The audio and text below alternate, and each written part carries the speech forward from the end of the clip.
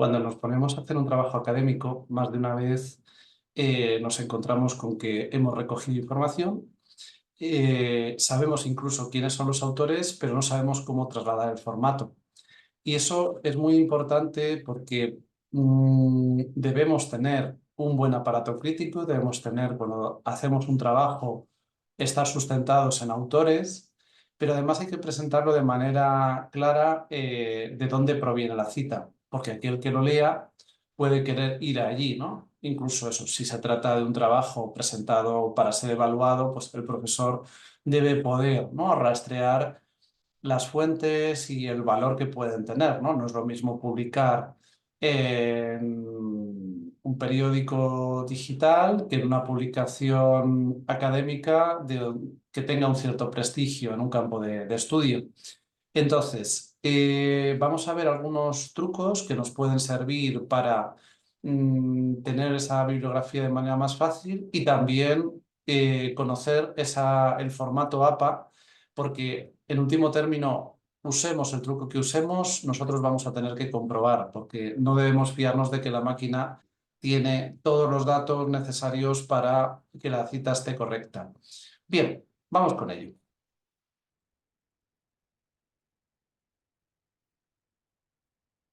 A lo que todos acudimos en un primer momento, seguro, es a Google Académico. Nosotros en Google podemos encontrar todas las referencias de un autor. Esta sería la bibliografía que yo he publicado y está indexada en Google Académico.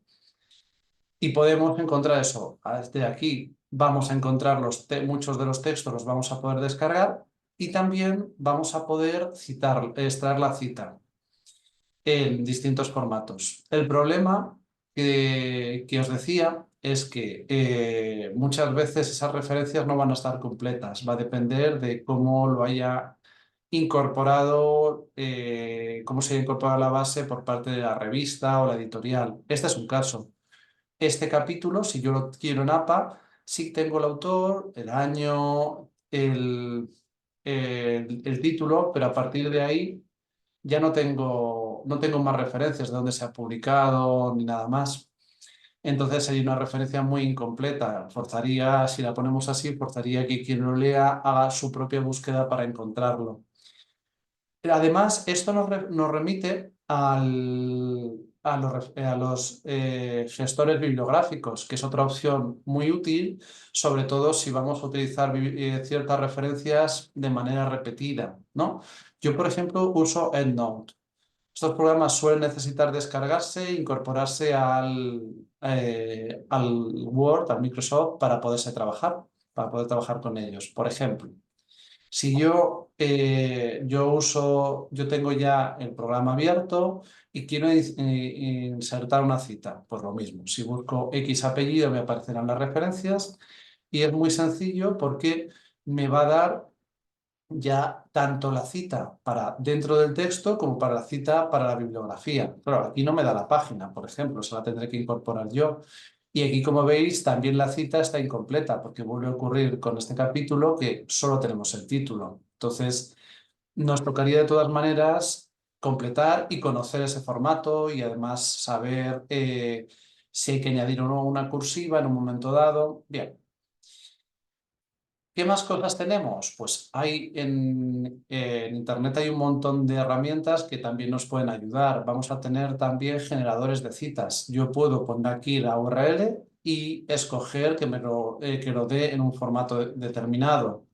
También puede ocurrir que yo tenga, porque a veces pasa que encuentro una referencia en un artículo, al final de un capítulo, lo que fuera, en la bibliografía, o que el mismo texto dice cómo citarlo, pero lo dice en un formato distinto. Pues también va a haber conversores para una cita ya dada, transformarla. Pero en cualquier caso, como os decía, siempre no debemos olvidar el formato porque nosotros tenemos que velar porque eso que se ha trasladado sea realmente una cita. Hay un montón de información en Internet, hay páginas de todo tipo. Yo uso mucho esta, Purdue, o usaba al comienzo, porque, bueno, tenemos divididos por segmentos, entonces yo puedo decir, pues como estamos aquí en un libro. Y incluso también va a tener un generador de citas, ¿no? Entonces me da la referencia de cómo hacerlo, me da ejemplos, lo cual pues ayuda mucho. Vale, vamos a ver un caso que tenemos colgado en la asignatura en el que podemos explicar mejor para que no haya dudas. Nosotros, cuando estamos citando, tenemos citas que están dentro del texto y citas que serán las citas de la bibliografía. Vale, en el primer caso, cuando nosotros citamos a los autores, los citamos por el apellido únicamente. Entonces, yo por ejemplo aquí tengo Tuttle y Wright, dos apellidos, y el año. A partir del tercer autor, de que haya tres autores implicados en el texto, se pondría solo el primer apellido, et al, y luego ya coma, año, coma, y luego ya la página, ¿no? Bien, entonces, si la cita es corta, siempre, bueno, las citas van con sus comillas antes y luego va pues nuestra referencia, ¿no? Puede haber ocurrido, ¿no? Aquí diferencian entre parentéticas y narrativas en el sentido de que en el primer caso simplemente ponemos la cita sin mencionar al autor en nuestro discurso, sino que lo ponemos aquí entre paréntesis, o puede ser narrativa si yo menciono al autor, ¿no? Si yo digo para Sabater, le estoy mencionando, por eso es narrativa, y aquí ya solo pondría el año y la página. Las citas, si son muy largas, más allá de las 40 palabras habitualmente, lo que se hace es que ya no se ponen comillas, pero para identificarlas como citas se pone una sangría. Pero es lo mismo, ¿no? O sea, aquí tenemos la cita parentética y aquí tendríamos la cita narrativa, con Tobar mencionado antes de empezar ese bloque. Y luego tenemos las citas indirectas, aquellas en las que el estamos refiriéndonos sin llegar a mencionar las palabras concretas. Entonces, las primeras seguro que tienen páginas porque estamos extrayendo de un punto dado. Las segundas, las indirectas, pueden no tenerlas si estamos haciendo una síntesis de una idea mayor. Si de todas maneras estamos refiriéndonos a una página específica, siempre será muy bueno ponerlas. Y luego, un caso que aquí no está contemplado es el caso de que nosotros leamos eh, de un autor a través de otro. Es decir, si yo, por ejemplo, estoy leyendo el texto de Tobar, pero lo que cito es algo que cita a su vez Tobar. Entonces sería igual, lo que pasa es que al final de la cita yo pondría citado en, y entonces pondría también el apellido, el año y la página, ¿no?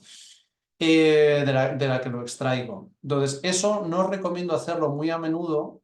Hoy en día cada vez es además más fácil acceder directamente a los textos, porque siempre es mejor tener la fuente propia, porque puede ocurrir que quien haya citado, bueno, si cita de manera directa, en principio no habría problema, pero si cita de manera indirecta es una síntesis que hace esa persona, entonces puede de alguna manera no ser muy fiel al texto original, o al menos ser fiel en el sentido que busca el autor para ese texto, pero que puede no ser en el sentido que vosotros y vosotras queráis. Vale, bueno, luego esto nos da muchas otras referencias, pues una comunicación también podría ser, pero más interesante serían las publicaciones periódicas, lo que habitualmente decimos los artículos, ¿no? Es decir, donde tenemos un texto que sale cada año, cada 6 meses o cada tiempo que sea. El citado es muy sencillo también, porque en cuanto al autor siempre es lo mismo, el año también, y lo que tenemos que mirar es que el título del artículo va en letra redonda y la publicación como tal, ¿no? La revista en cursiva, ¿no? Y luego ya tendríamos nuestro número y nuestro volumen y las páginas. Aquí veis un ejemplo, ¿no? Que tenemos los autores, el año, esto sería el título de su artículo, esta sería la revista y así, bueno, volumen, número, páginas y, bueno, no lo decía antes, en muchos casos va a ser interesante también tener el enlace, sobre todo si es un DOI. Los DOI son enlaces permanentes y por lo tanto son muy útiles, ¿no? O sea, el enlace directamente a la web quizá menos, yo no lo recomendaría a veces porque a veces incluso son enlaces muy largos, pero el DOI seguro, porque además la idea de que es una revista que, bueno, que ha trabajado por estar bien referida a lo largo del tiempo, ¿no? Bueno, puede haber muchos autores, en fin, hay casos muy variados, pero esos ya serían cuestión del detalle. El siguiente elemento importante estaría en los libros y capítulos. Y la estructura es muy similar. Lo que pasa es que en este caso la cursiva, si es un capítulo, perdón, si es un libro, va al título del libro, la editorial iría en redonda y bueno, los libros no siempre tienen, pero pueden también tener un DOI o un enlace breve que pueda ser de utilidad, ¿no? Y lo mismo, pues aquí tenéis un ejemplo con el autor, el título. A veces, bueno, pues se puede indicar, ¿no? Quién es el editor o traductor si es relevante. Incluso esto, si tenemos, claro, si no es la primera edición, entre paréntesis, marcar cuál fue. Vale. Bueno, hay podéis eso, ver toda suerte de otros elementos. Si fuera un capítulo, la diferencia estaría en que nosotros tendríamos el autor, que es el autor del capítulo, el año, a continuación tendríamos el título del capítulo, que se iría en letra redonda, y luego el título del libro que seguiría yendo en letra cursiva.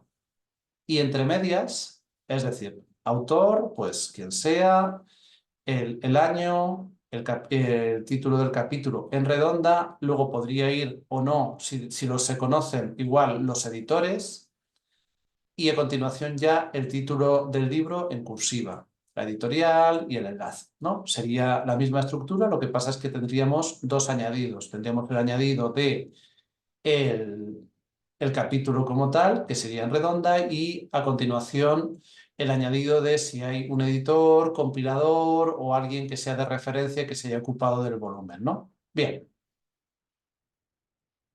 vale. Bueno, tenemos muchas cosas más.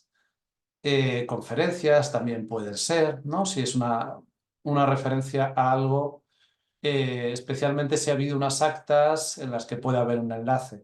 También es muy importante, porque esto se va a usar bastante, la cuestión de las tesis, ¿no? Bueno, pues como veis, tampoco tiene ningún misterio, simplemente entre corchetes indicamos que se trata de una tesis, ¿no? Porque puede ocurrir que no, si estuviera publicada pasaría a ser un libro, pero en muchos casos puede o no estar publicada o simplemente estar subida a Internet, pero no constituye en sí un libro con un ISBN y estas cosas, ¿no? Podemos tener la tesis publicada, otras fuentes y luego, bueno, hay casos de todo tipo para software, aplicaciones, medios audiovisuales, ¿no? Entonces, bueno, usamos esta referencia, ¿no? Este texto porque nos da muchas referencias a cosas que a lo mejor van a ser consultadas. Es muy posible hoy en día que también queramos citar un vídeo, por ejemplo. Como veis, aquí los vídeos están citados con un reductor del enlace, ¿no? En Internet también hay programas para reducir el enlace, como Speedly, por ejemplo, que nos permite no poner un enlace muy largo, que son muy feos y muy molestos, ¿no? A la hora de leer una bibliografía, ¿no? O de acceder a ella. Entonces, bueno, pues lo mismo, los podcasts, todo lo que fueran elementos audiovisuales, es bueno que uséis ese enlace porque la presentación es mucho más limpia, ¿no? Otros medios en línea, páginas web, esto lo vamos a usar. Yo recomendaría, como os decía en el vídeo que mencioné antes, que no lo uséis con mucha frecuencia la página web, porque, bueno, depende, pero pueden ser elementos de corte divulgativo que se alejan de un plano investigador, es decir, debe ser algo utilizado de manera puntual porque tenga un valor útil en algún sentido, alguna noticia que sea relevante, quizá una legislación en el plano educativo, parte de una página web también, pero no será el caso más habitual. Y como veis, por lo mismo, respetar el autor, el año, la cursiva. A veces ocurre, claro, que el autor efectivamente puede no ser una persona, porque puede ser eso, un documento legal, pues es el nombre del documento legal, no, o el organismo que lo hace, ¿no? Es decir, pues si es el ministerio o si es una asociación, lo que fuera, o un sindicato. Es decir, no, aquí no habría un nombre propio que citar, ¿no? Y aquí lo podéis ver, ¿no? Centro Regional de Fomento, por ejemplo. Vale. También eso, las referencias legales que decía hace un momento, ¿no? Entonces el formato APA es bastante uniforme, es bastante sencillo de seguir una vez uno lo ha visto. Y aquí al final de este documento pues tenemos también, eh, bueno, pues una síntesis, ¿no? Algunos datos que son importantes es que puede ocurrir que no tengamos fecha en un determinado documento, pues se pondría de esta manera, ¿no? Es decir, si no lo tenemos, pues debemos de indicar que no es que nos hemos olvidado de ponerla, sino que no la hay, ¿no? Entonces, bueno, pues espero que este vídeo sea muy útil, eso, para ser muy cuidadosos, porque una buena bibliografía da un sentido de profesionalidad a vuestro trabajo que sin él, pues se pierde por detalles muy pequeños.